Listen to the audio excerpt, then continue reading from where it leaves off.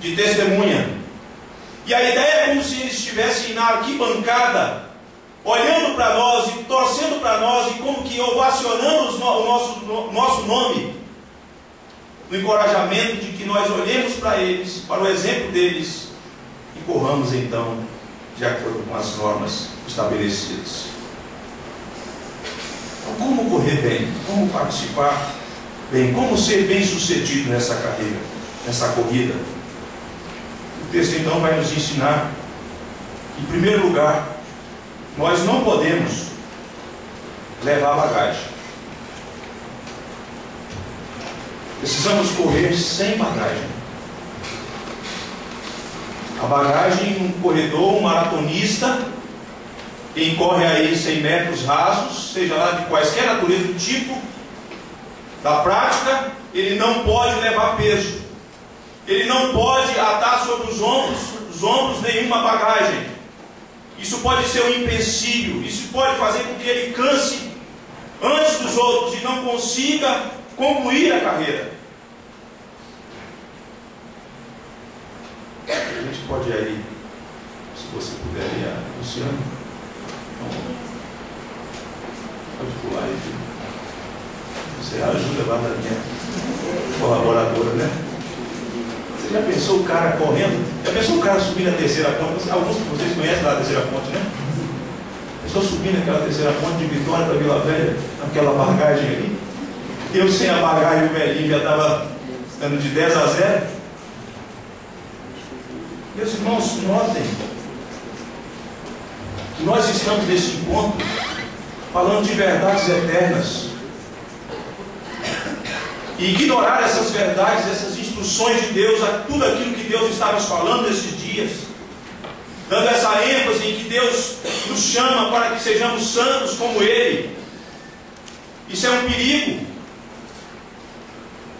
É uma rebeldia da nossa parte nós sairmos daqui, depois de ouvirmos tudo que ouvimos, sem atentar para aquilo que Deus quer que nós façamos.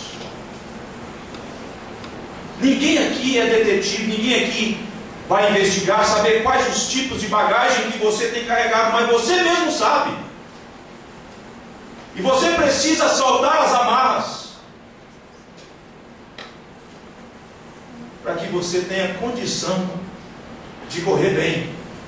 É verdade que nós cantamos, como no cântico do novinário, que não é do forte as vitórias, a vitória, nem dos que correm melhor, mas dos fiéis e sinceros que seguem junto ao Senhor.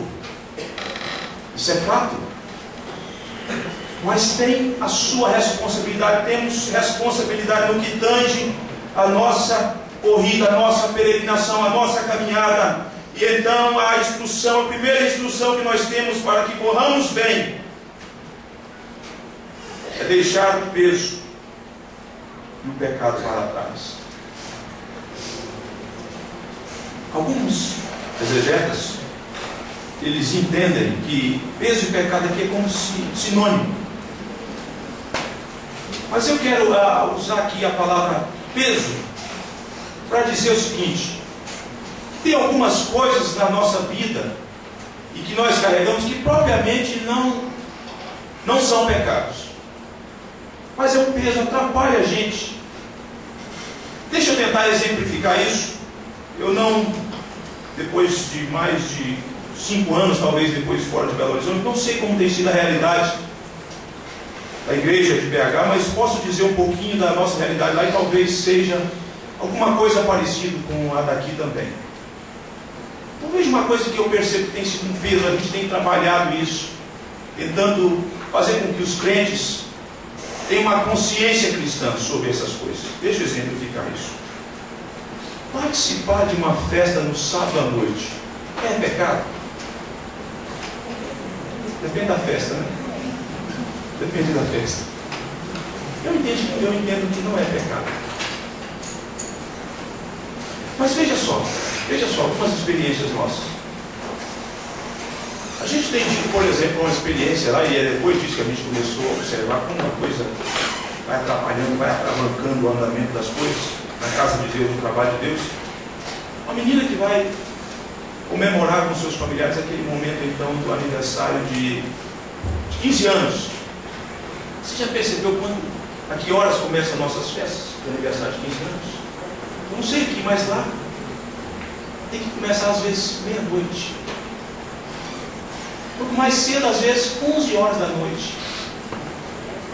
Aí você vai para a festa, a coisa se delonga, você tem uma mensagem, aí tem não sei quem vai falar não sei o quê, e as colegas querem falar também, aí os colegas falam, aí depois os colegas da escola, né? Depois vem os irmãos da igreja falam também, lê um texto e vai. Daqui a pouco 1h da manhã, chega a hora de partir o bolo e tal, daqui a pouco 3 horas da madrugada, a gente está lá ainda. Nossa, estou enfermo de cada um, olha, você tem que estar lá, se o pastor sair antes, é indelicado.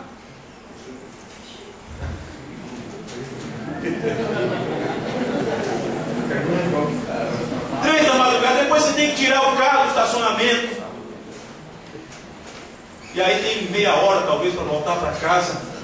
No outro dia o cara chega na escola dominical, sonolento, sem disposição, não presta atenção no que a gente está falando, a gente fica a semana toda preparando o estudo, lutando com os livros, orando a Deus, pedindo a Deus para que fale com o povo por meio do estudo, por meio da pregação, mas por conta disso não há nenhuma predisposição.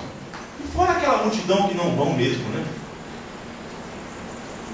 Não é peso, ou não é um pecado propriamente participar de uma festa, mas acaba se tornando um peso e depois disso consuma-se num pecado, porque não havendo disposição, não havendo interesse em ouvir a palavra de Deus, é um pecado. Poderia exemplificar de outros modos, citando outros exemplos, mas você é inteligente bastante para saber acerca das coisas que são peso para a nossa vida, que nos atrapalham, que nos impedem de corrermos bem, de crescermos na graça do Senhor Jesus Cristo.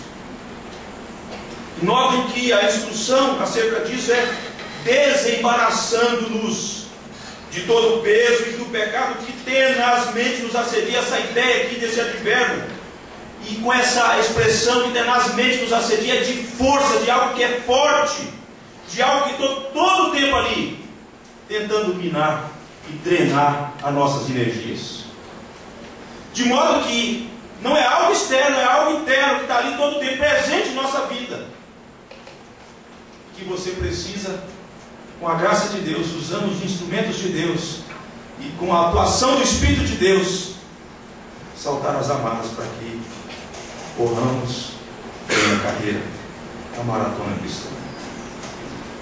De modo, irmão e irmã, não brinque com esse negócio do pecado. Deve ser isso. Não ignore. E é muito bom saber que nós não estamos sozinhos, que nós temos com quem nós podemos contar para nos ajudar, para nos auxiliar nisso, porque sozinho não dá. É como aquele filme, se não me engano, o terceiro filme de Crônica de Nárnia, que o menino é picado lá, não sei o que acontece, ele é ferido por um dragão e ele fica enfermo. E no final, Aslan é quem cura ele. E ele então, alguém pergunta como é que foi. Ele fala que a cura daquilo no aspecto de santificação foi sofrível, e que ele sozinho não conseguia. Mas Aslan o ajudou e o curou. É responsabilidade minha e sua fechar as amarras, mas precisamos contar com uma outra pessoa que nos dá poder e graça para sermos bem-sucedidos. Vamos então aí caminhando. Pode saltar aí. Ah, essa aí é legal, né? Essa aí é legal. Essa é legal. Então a primeira coisa que nós precisamos considerar aí na nossa corrida é: não podemos levar bagagem, né? Corra sem bagagem. E o segundo é corra com perseverança. tem um bichinho que é perseverante, esse bichinho aí, né? Todo filme da época do gênero 1, 2, por aí vai, né? Não sei quanto já saiu. Um tantão, né? Como dizia o professor Renê lá do seminário, tantão de obstáculo, fazia assim, tantão de coisa assim. Tantão de obstáculo que ele enfrenta, né?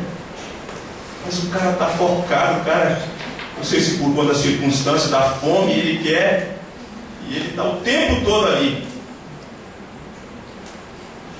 Nós, irmãos, não fomos chamados para retroceder. O crente não foi chamado para recuar. O crente é chamado para prosseguir em frente. Diante dos obstáculos, quando Moisés liderando o povo, e diante do Mar Vermelho, daquele grande obstáculo, o faraó atrás com seus soldados, a ordem de Deus é: diga para o povo que marche. Não tem esse negócio de voltar, não. Não tem mais volta, é caminhar, avante. Ou na linguagem de vocês, segue toda a vida. Né? Segue toda a vida. Segue toda a vida eu não esqueci, porque eu fui levar minha esposa quando morávamos aqui no hospital e perguntei a uma moça, né? Onde fica o hospital tal? Ela falou: não, é logo na frente, segue toda a vida. Esse seguir toda a vida é toda a vida mesmo. Você anda para valer, viu? Mas precisamos participar, nós que estamos engajados nessa vida, correr com perseverança. Eu sei que em algumas circunstâncias a gente fica desanimado, às vezes a gente fica abatido, às vezes a gente fica um tanto um pouco frio com respeito às coisas de Deus, mas a ordem e a instrução de Deus é para que perseveremos na nossa corrida. E nessa corrida, mesmo quando você enfrenta alguns desânimos, Deus sempre tem alguma coisa aí, um instrumento especial para reanimarmos, né? Na corrida lá na terceira ponte, o instrumento, não na esfera cristã, foi o moço, e dando exemplo para mim, acabou gerando ânimo e motivação para que eu continuasse. Mas Deus tem os seus meios, Deus tem a sua palavra, Deus tem a igreja, Deus nos deu irmãos, Deus nos deu os pastores, Deus nos deu os presbíteros, e tudo isso Deus usa com um fim proveitoso para que sejamos estimulados sempre. É por isso que é muito perigoso quando um crente começa a se afastar,